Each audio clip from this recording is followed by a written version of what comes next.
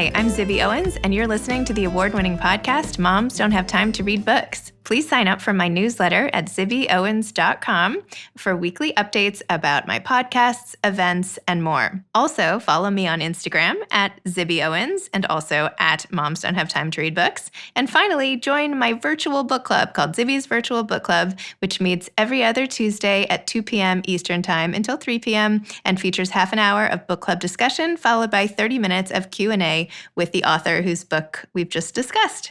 You can sign up on my website, zibbyowens.com, under the Virtual Book Club section, or even on Instagram under the link in my bio. I hope you'll find me in all these different channels and enjoy this podcast. Today's episode has been sponsored by Faherty. Faherty is basically my favorite clothing store that exists. I thought I was finding this undiscovered gem in a tiny little mall in California in Palisades Village. Anyway, I went into Faherty one day and freaked out, and I've been following them ever since. I love their clothes, and so does my husband Kyle. And you can enter code Zibby, Z-I-B-B-Y, and get 25% off on their website, fahertybrand.com, FAHERTYBRAND.com. I kind of hate to tell you all about Faherty because I kind of liked being in the know and having my own secret stash of clothes, but it's amazing and you will love them, especially their new cozy fall sweaters, which I've been wearing on Instagram, and their pants, which have the maternity band type thing up top and fit everybody. Their shirt dresses, their shirt/jackets for guys. Anyway, they're amazing. Enter code Zibby, get 25% off. I have done this now a couple times and really have to stop. So anyway, please order. Cecily von Ziegesar is the #1 New York Times bestselling author of the Gossip Girl novels, which inspired the hit television series of the same name. Her latest book is called Cobble Hill. She lives in Brooklyn, New York with her family. Welcome, Cecily. Thanks so much for coming on Moms Don't Have Time to Read Books. Thank you. It's so nice to be here. See, that was so easy. I just asked a question. I said something, you said something back, right? I can do this. First of all, Cobble Hill is so great. And I was so excited to see that you had come out with a new book, and it did not disappoint in the slightest. And I love your characters and your sense of humor and the whole thing. And I just had to say that from the outset that I thoroughly enjoyed it and needed a fun escape that pokes fun at basically everybody. And that was awesome. So thank you. Thank you. That's really nice to hear. I'm at that kind of tender stage where I'm terrified about what people are going to think of the book, because it's just, people are just reading it now. And so it's always nice to hear good things. Thumbs up. So I know, obviously, you've written the Gossip Girl series, and that was smash hit, blah, blah, blah, TV show, fame, whatever. Now, how do you go from that and write another book? And tell me how you came up with the idea for Cobble Hill, and we'll go from there. Well, it's been a long time. I think the first Gossip Girl book came out in 2002, and it's been a while.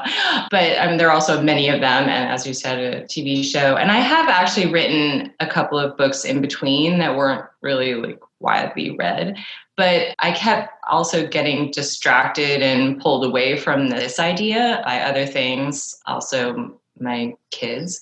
The same, actually, 2002 was when the first Gossip Girl book came out, but also when my first child was born. So she's starting at college now. So it's there you go. There's a good marker of how long.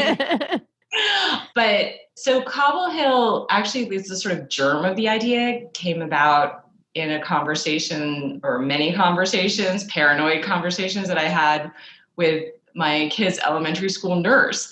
And after reading the book, you'll discover that there is very definitely a school nurse in the book.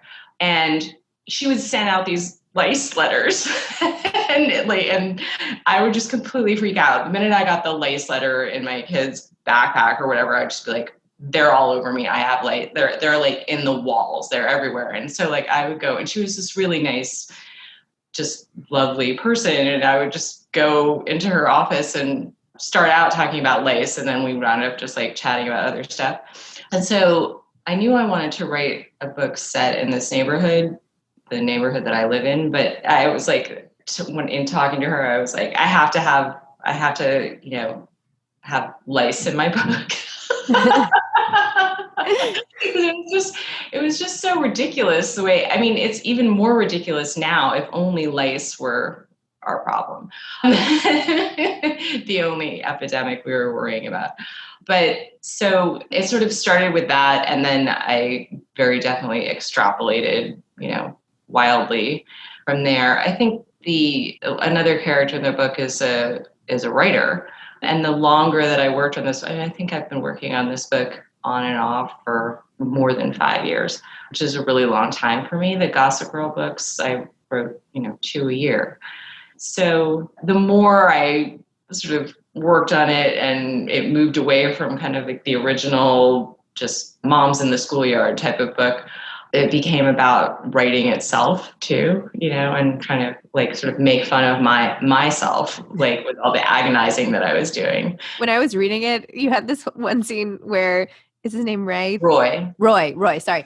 So he's like walking around and you're like charting the streets and like, should I go to this bar? Should I go to this place? Should I go here? Should I go there? And I'm like, was she actually doing this? Like maybe that was her morning and this was the walk she took and then she sat down and then just wrote that out.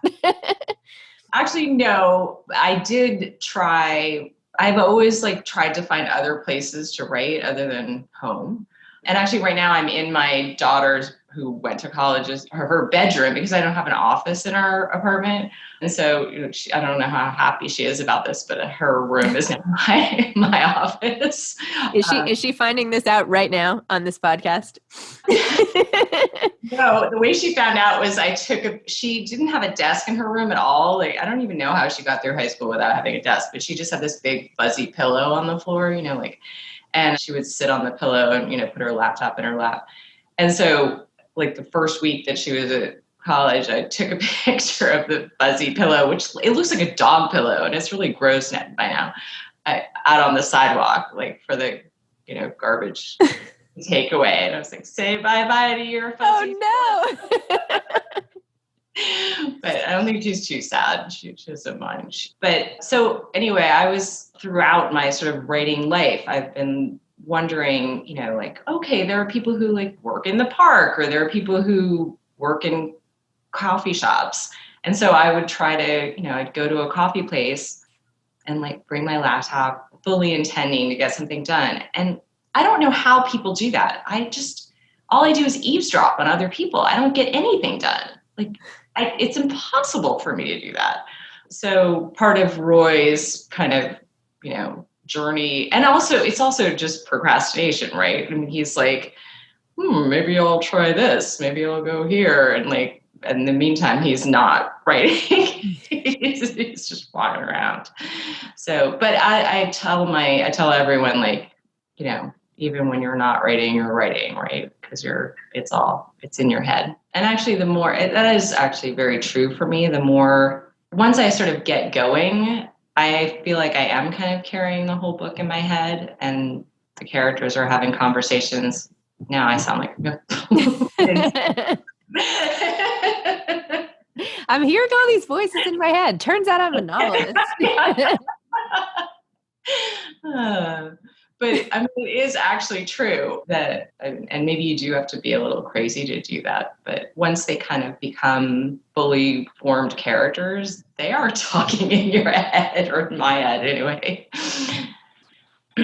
And I loved Peaches, the nurse character, and how when she got to go through, why am I blanking on everybody's name in this book, but the musician's hair when he came to sit down and someone little, and she was like, thank you, God, thank you, Mom, thank you, everybody who didn't let me drop out of nursing school for this moment right here. It was all worth it. I just love that. Yeah. I mean, she's a terrible flirt, I guess, but,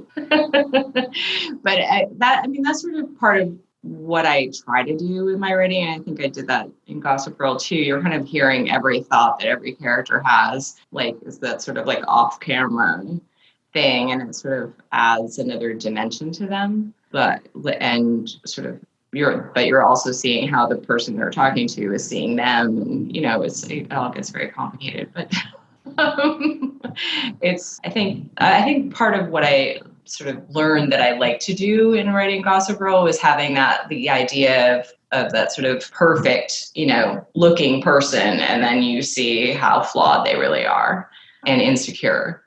So I had a lot of fun with that in Cobble Hill too. I mean, I think hopefully it's amusing to hear how insecure I don't know. I think a lot of it was also me, wandering around my neighborhood and wondering what all these people are really doing. Like when they go home, these people who don't seem to have normal 9-to-5 jobs like me and who might be sitting on a park bench at 11 o'clock in the morning with their laptop or, getting a coffee or just like walking around. And I think I became fascinated with like what those people really are doing and what their lives were like.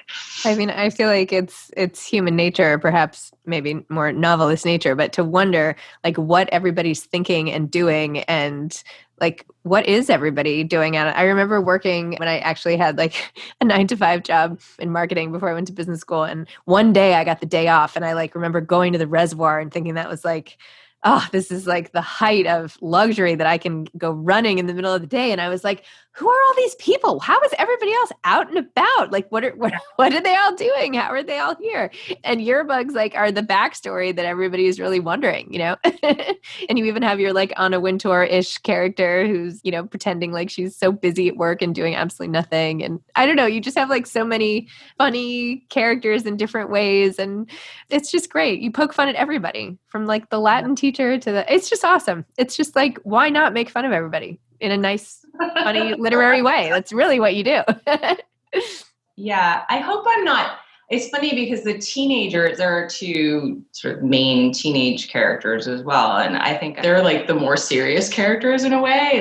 And that was sort of something that I maybe have discovered in my middle age, that it's like, just because you're a grown-up doesn't mean you act like one, and sometimes the teenagers are a little bit more responsible.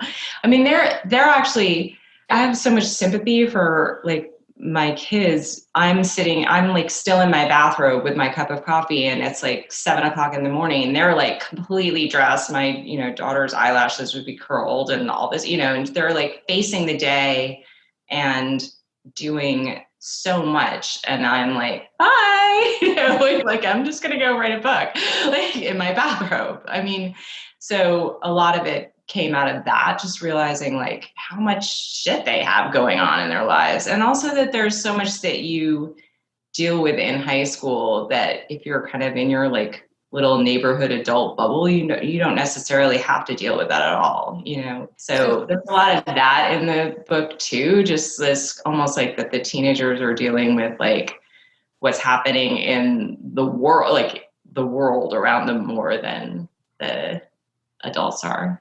So essentially did you ever actually debate faking MS yourself so that you could stay in bed all day? Oh my God. Mandy is actually like, I think one of my favorite characters because it's funny. At first I was worried, like, are people just going to hate her because she's, so indulgent and she's just like staying in bed all day. But then I became so envious of her. Like, why not? Like, why not just take a little time and stay in bed? And I feel like it's sort of a brave thing to do somehow. And she doesn't, like, she gets through it. Like, she actually sort of grows throughout the story and, like, she's kind of moving on, but it was just something she needed to do. But I have a couple friends who have MS and, like, I don't know, when they were just talking about their symptoms, it's this is so twisted of me. I was like, this is the perfect disease to fake, just be like, yeah, I think I just need to like take it easy right now. So this is just the way my completely crazy brain works. But like, I sort of had this idea while talking to my friend from college who has MS and just kind of went with it.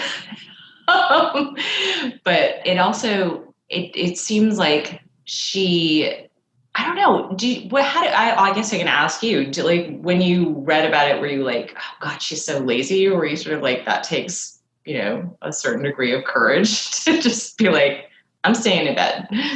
Well, at first I was like, oh, I wonder what's wrong with her. Is she depressed or what's going on? And then first you hear about it from her husband. So then I like felt sorry, right? Then I was like, oh no, this poor woman. And then you find out that actually she's faking it. And I was like, I cannot believe that she's faking it. Like, I just couldn't. I feel like, are we like, spoiler alert? Like, I don't know. Are you, oh no, you know the whole time she's faking it. I love how I wrote the book and I can't remember. I feel like that was all very early. I mean, I don't know. Did I ruin it? I could take that. I mean, it's all very early in the book. I don't know.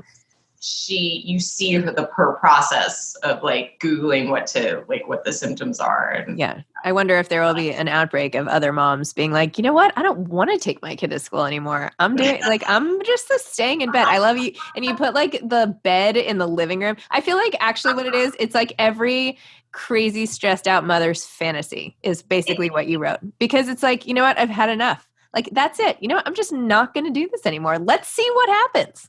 Right. Well, no, I mean, also probably like all of her behavior kind of came from that, moment where I'm like saying goodbye to, my family in the morning, and it's just like me and the dog. And then I'm like, what if I just like took to my bed, and they came home from school and like work or whatever, and I was just like in bed. Like, how crazy would that be? Yeah. And so instead of doing it, I wrote it. Well, there we go. I mean, why not? So, Cecily, how did you get into writing to begin with? Or maybe it's just a natural outgrowth of what goes on in your head. But how did you start the Gossip Girl series? Like, how did you become a published author? How did it begin?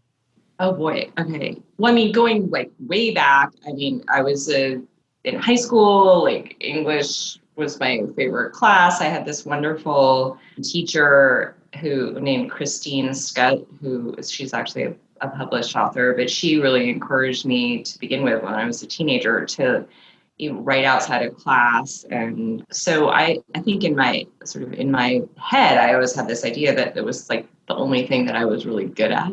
And so in college, I was an English major. I took all the creative writing classes that they offered. I actually did both poetry and fiction. And so for my kind of like senior thesis, I published a collection of short stories and poetry, it's actually funny. Like, I don't really write poems, but then when I'm writing a book, like Dan in Gossip Girl in the books is a poet and he writes poetry. So it's kind of and then in Stuart in Cobble Hill is a musician. And I mean, that's not poetry, but I did have fun with his little like one line kind of rhymes.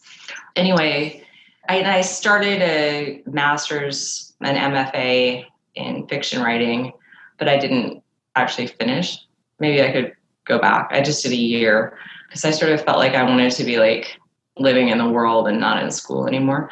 And my first job was actually in publishing in England, like working for a children's book publisher.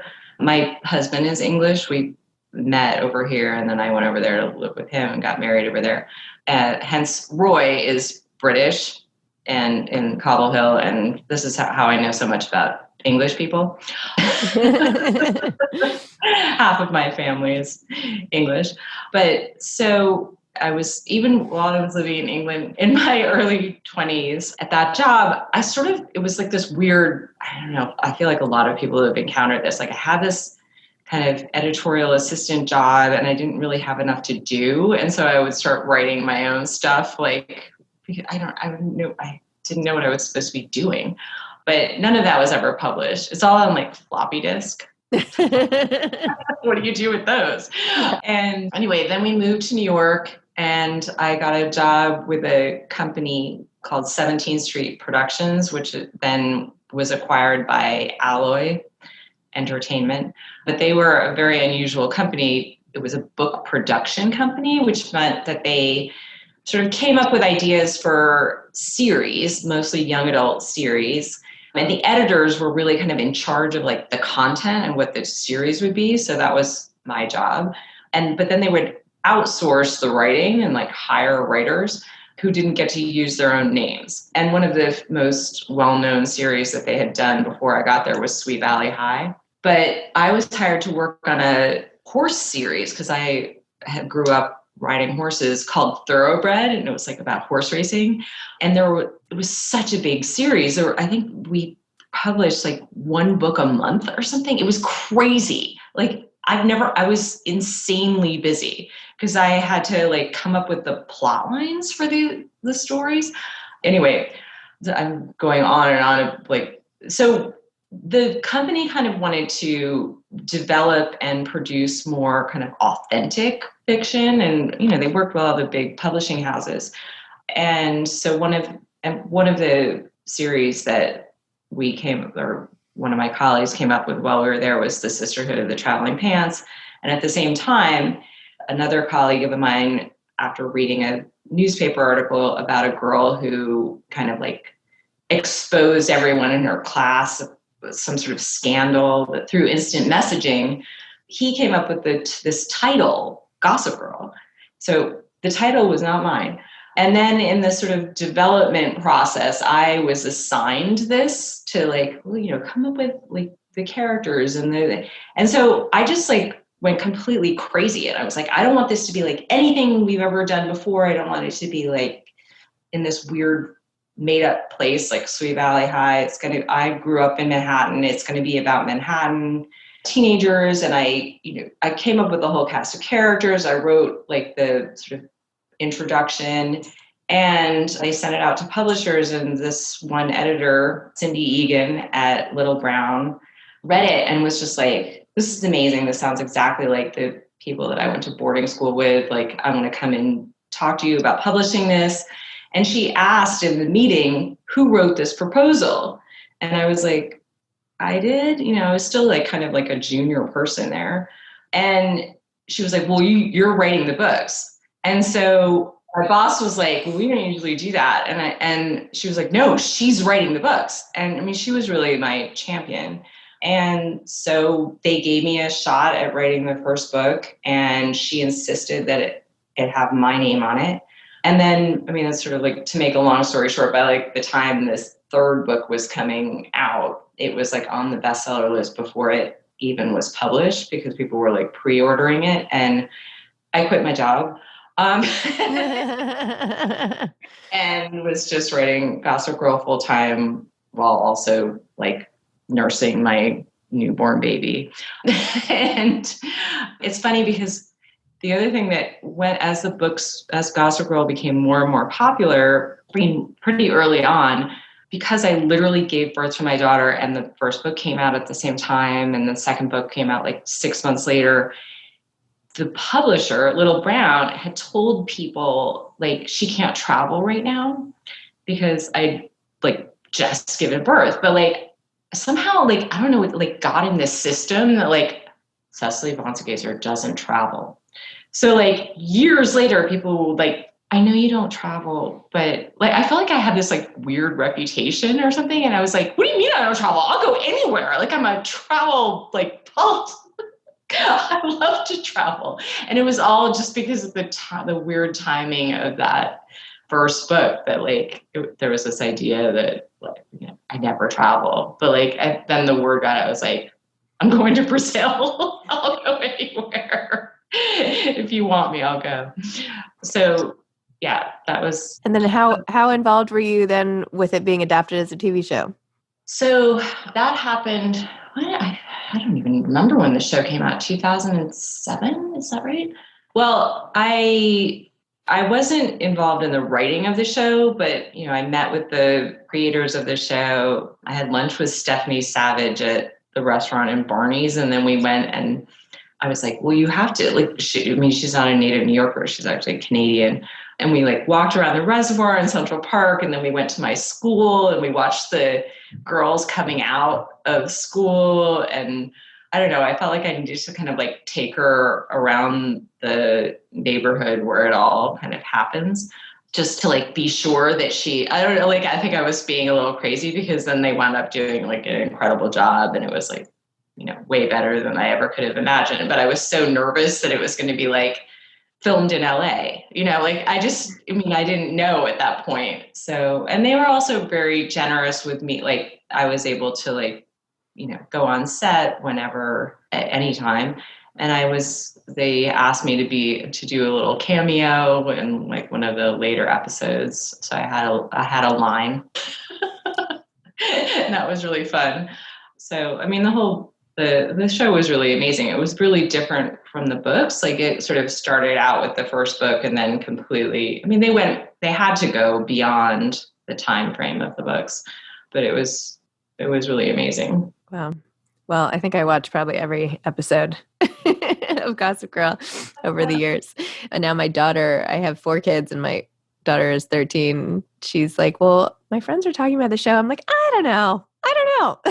Do I want you watching it? It's funny because my daughter's friends, I think she was always a little bit like nervous about it or something, or it was just sort of like in her life, but she didn't, because of that, she didn't really like pay much attention. And then like somebody would find out, in like middle school, like sort of 7th, 8th grade, the same age as your daughter. And then, they'd be like, oh my God, tell your mom I want to sign. So she'd end up having to like bring signed copies of the book to school. And just and sometimes teachers would ask too. And then, it would just get out in school. And she was always kind of like trying to keep it on the lowdown a little bit. But I think she has pretty much watched all of the episodes of the show. I don't think she's read all the books though. So maybe later. It'll be her like escape from schoolwork. And aside, so I know you worked on Cobble Hill on and off for 5 years. Do you have another project that you've sort of already been working on or dabbling in that you think might come next, or you're just not sure what's up after this? Well, I don't want to like get anyone too excited because it's not done deal, and I don't really know what my involvement is going to be, but I'm trying to just as almost like an experiment at this stage to adapt Cobble Hill for television. So it would be really fun. I think it lends itself very much to a TV show, but I wanted to try to take a stab at writing it myself. The problem so far has been that every single thing that you do when you're writing a book is not what you do when you're writing for television. So all that, what I was talking about earlier, all that interior monologue, all that off camera kind of what she's thinking and what he's thinking when she's talking and all that stuff, you can't do any of that. So it's just dialogue. So I'm finding it very challenging. And I also have this weird impulse to like get up and try to like act it out myself. It's like, or just like the little things like that you have, the sort of stage directions, so that it's not so awkward. Anyway, it's a fun experiment. I don't know if I give it to somebody, if they're just going to be like, yeah, just stick to books. We'll see. Well, what advice would you have for aspiring authors? I know it's like everyone tells you this, but reading to me is more helpful than anything else. And I read kind of across like all genres. And maybe this is crazy too, but there are even like little like kids books that I love, like picture books. I love the language. I mean, it's funny that the cover of Cobble Hill looks a lot like that Richard Scarry book, What Do People Do All Day or whatever. And there are some lines in that book that I really like, but there's a sort of like cadence to some kids books that somehow it is sort of like poetry, and it really that kind of just like really reading for the kind of like the music of the sentences to me is really important. And sometimes I'll just pick up a book that I know really well because I've read it a few times and just like read a few lines, and then that gets me like going again. But I'm also just I'm a book nerd, so, and I am guilty of the fact that I'll like I'm always reading like 5 different books at the same time. I don't know. Do you do that? Like yes, I 100% do that. It's also like, I feel like if the authors knew that I was doing that, they'd be like, what are you doing? You're not like just reading my book. But yeah, reading really, I mean, and sometimes it'll just be like a magazine or something like, but just to get kind of like, I don't know, warmed up somehow, I always need to be reading. But the other thing that I do is I'm sort of an insomniac, but which is part of the reason why like staying in bed all day makes sense to me. Like if you don't sleep, you may as well just like be somewhere relaxing. But I keep a pen or a pencil and like a piece of paper next to my bed. So like in the middle of the night in the dark, I'll just like scribble down something because, and usually in the morning I can't read it, but every once in a while it's worthwhile.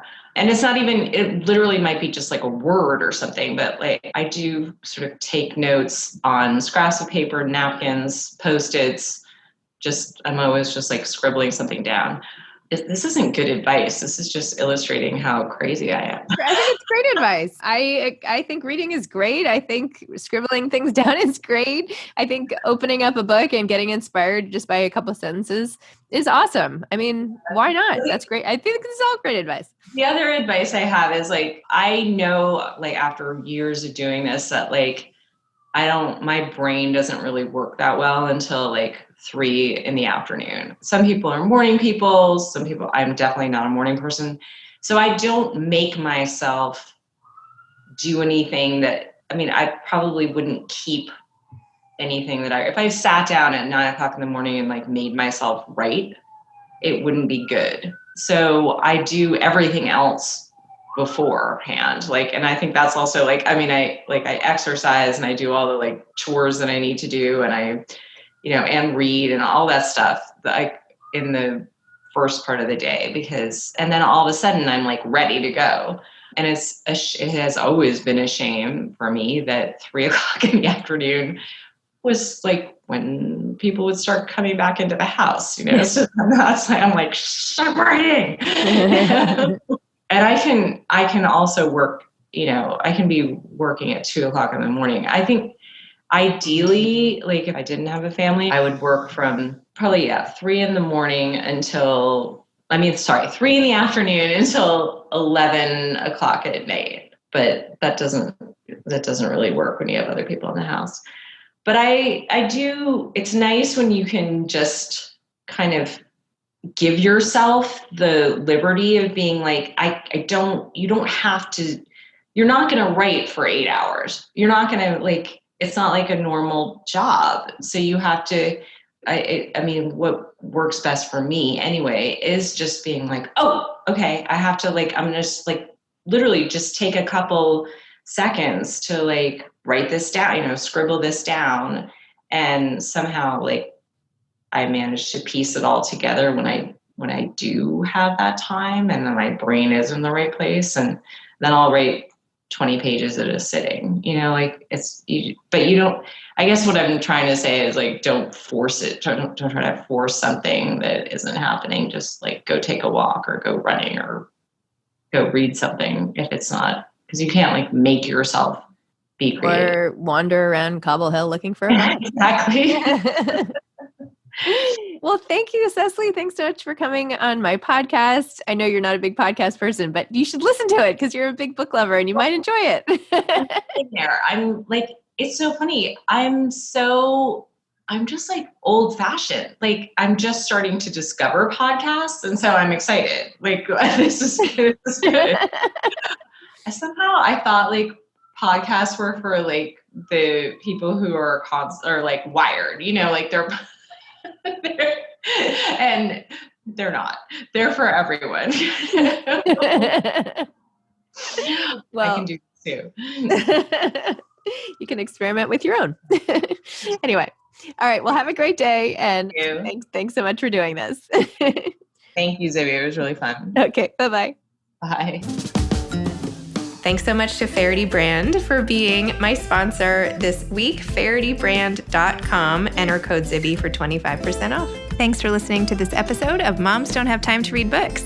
Don't forget to follow me on Instagram at Zibby Owens and at Moms Don't Have Time to Read Books. Also sign up for my newsletter at zibbyowens.com and sign up for my virtual book club and meet lots of authors on Zoom every other week. Thanks so much to Steve and Ryan at Texture Sound for the sound editing. And thank you to Morning Moon Productions for providing this fantastic intro and outro music.